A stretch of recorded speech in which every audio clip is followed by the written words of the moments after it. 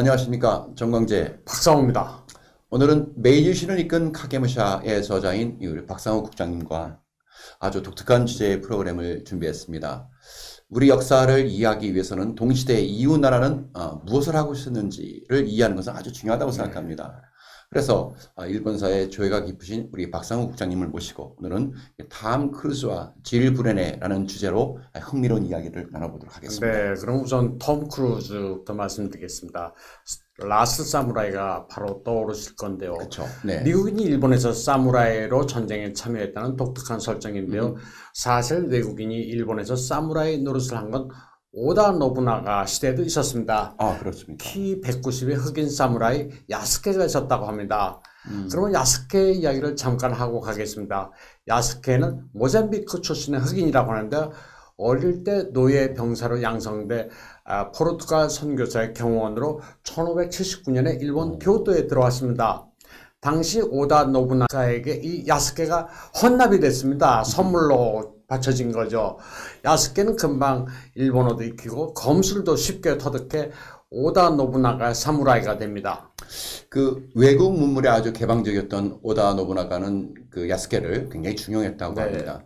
그 오다는 아시다시피 우리 혼노지에서 그 부하인 아케치 미쓰히데에게 배신을 당해서 자살하게 됩니다. 이때 이제 오다가 자기의 수국과 칼을 아들에게 전달하는 일을 그 야스케에게 맡기게 되죠.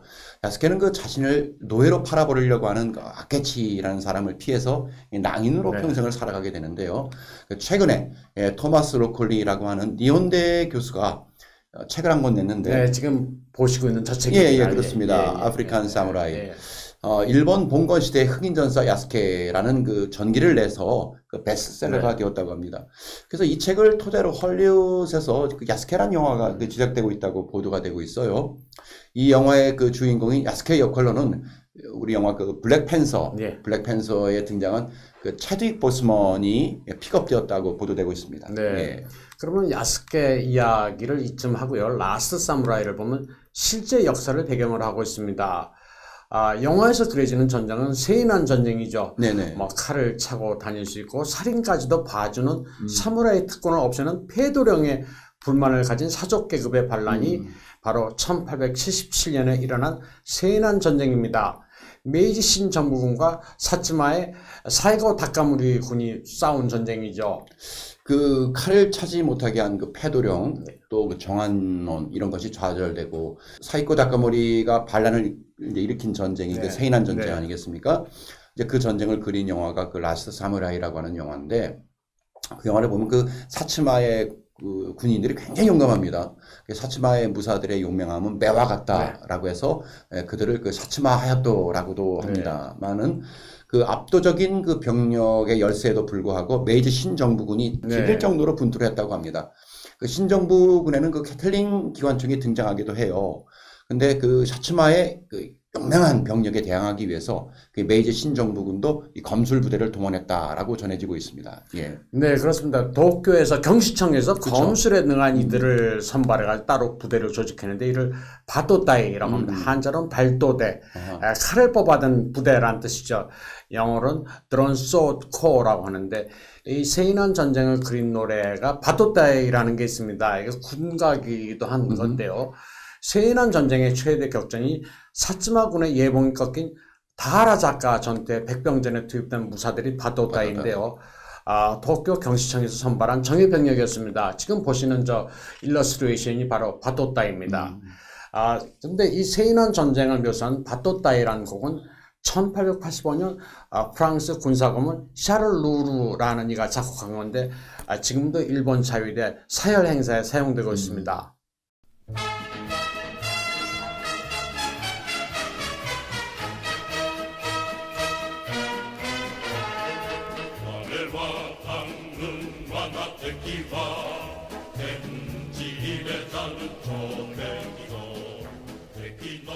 지금 보신 사진은 실제로 파리에서 연출된 것은 아닙니다만은 그 일본과 프랑스의 군사 교류 역사를 상기시키기 위해서 제작된 영상인데요.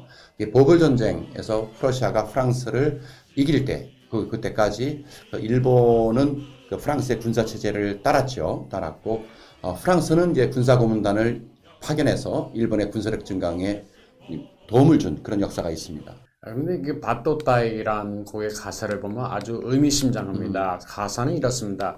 우리는 관군, 우리의 적은 천지가 용서 못할 조적. 그 조적이란 말은 조정의 적이란 뜻입니다. 네. 일본어에도 역적이란 말이 있기는 하지만 잘 사용은 안 됩니다. 그래서 역적은 뭐 우리 조선 역사 보면 삼족을 멸하고 하고 그랬는데 일본은 반드시 그렇게 하지는 않았습니다. 필요한 인재라면 옛날 적이라도 다시 쓰고 했죠. 그렇죠. 여기 저 가사를 보면 그 다음 단락에 적의 대장은 고군무쌍의 영웅이고 그를 따르는 무사들은 사납고 죽음을 각오한 사무라이라는 겁니다. 여기서 고군무쌍의 영웅이라는 건 적의 대장인 사이고 다카모리입니다. 적이지만 비록 그 무용을 칭찬하는 거고요. 죽음을 각오한 사무라이라는 표현은 이게 아까 말씀하셨듯이 이제 사츠마의 용맹한 병사들, 사츠마 하야토라고 하는 그 용맹한 사츠마 무사들을 얘기한 겁니다. 근데 세인한 전쟁이 끝난 다음에 메이지 천황은 자결한 사이고를 사면합니다. 이런 점이 중국이나 조선과 다른 겁니다.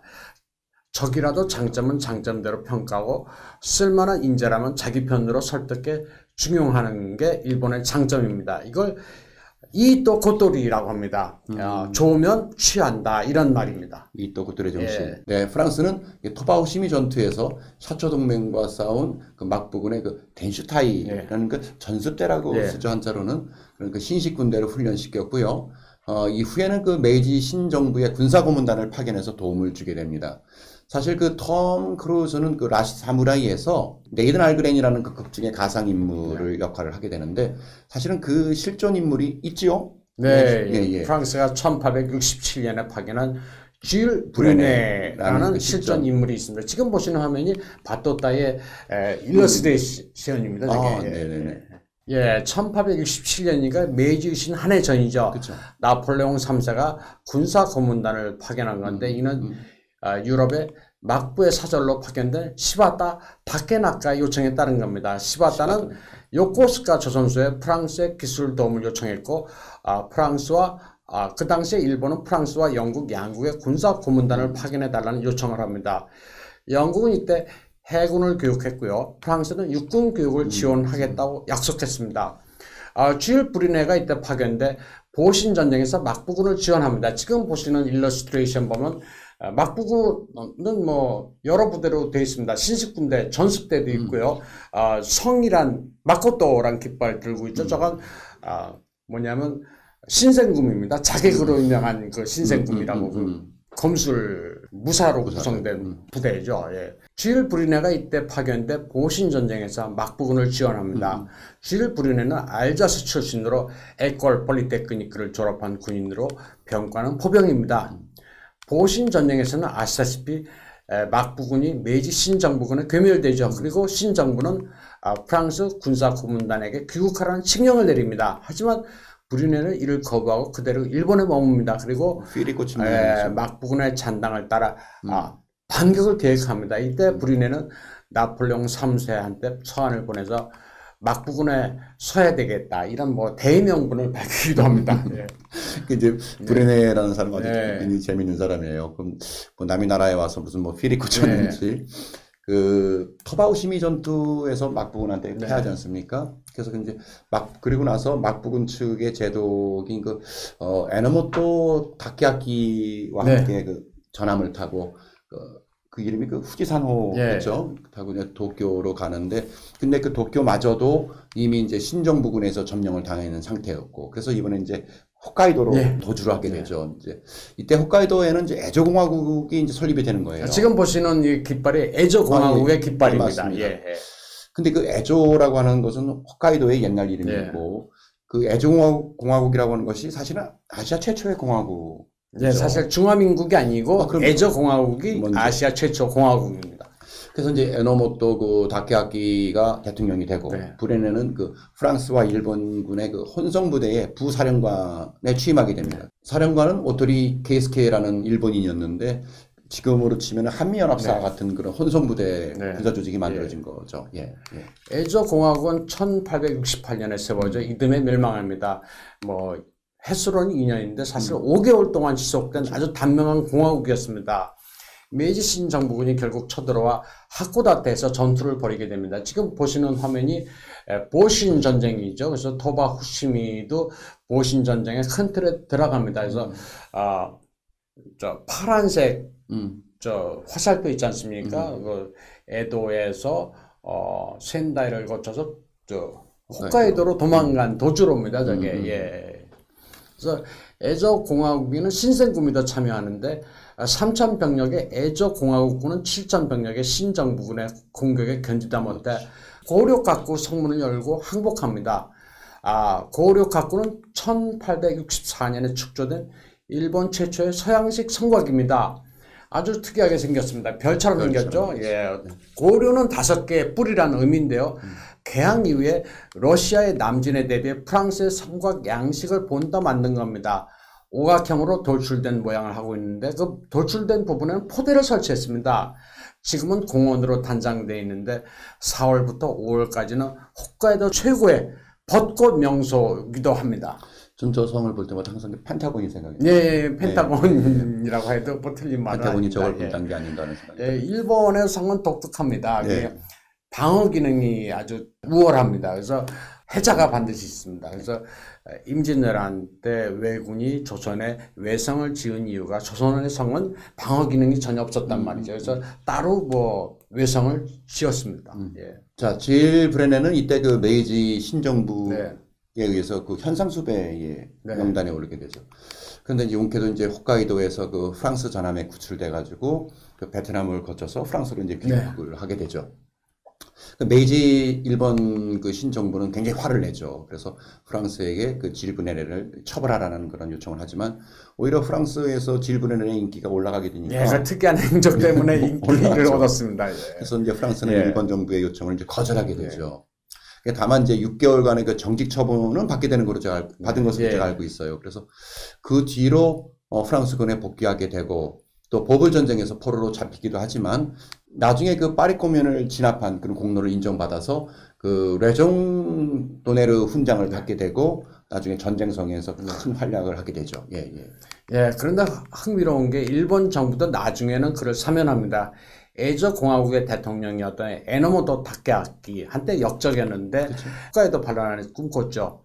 그런데 나중에 메이지 정부는 그를 다시 중용합니다. 이 러시아의 침략에 대비해서 그쪽으로 도주했다. 뭐 그런 명분을 댄 거예요. 그러니까 나름대로 이제 해군의 인재란 말이죠. 그래서 이 사람을 다시 중용합니다. 이제 굉장히 막말에 풍운한데 일본 사람들의 특유한 그 적의 장수라도 인용할 때는 이제 포용하는 그런 정신이. 그래서 이 사람이 메이지 정부의 일본 제국 해군 장관이 됩니다. 그래서 브리네를 봐줘라 해서 사면됩니다. 그래서 나중에 우길장 훈장까지 수여를 하게 되는데 물론 훈장은 일본이 아닌 파리주재 일본 대사관에 수여를 합니다.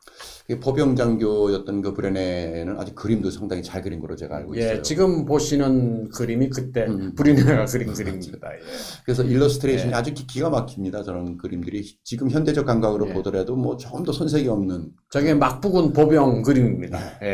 그 일본 군사고문으로 있을 때는 그 일본 선원들 또 막부군의 보병들 또 후지산에서 그 훈련하고 있는 저런 그 막부군의 광경을 기록으로 많이 남기고 또 했습니다.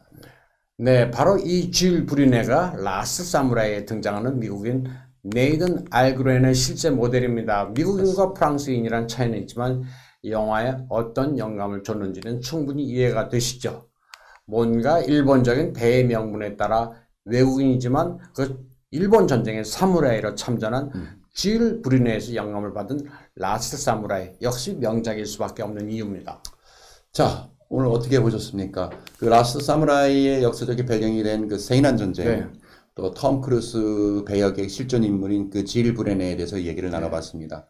일본사를 알게 되면 반일 종족주의가 생길 수 없다는 판단 아래서 저희가 이렇게 낯설지만 또 흥미롭고 객관적인 세계사를 알 수 있는 이 프로그램을 또 마련했고 또 앞으로도 계속 진행을 하도록 하겠습니다. 오늘은 여기까지 하겠습니다. 감사합니다.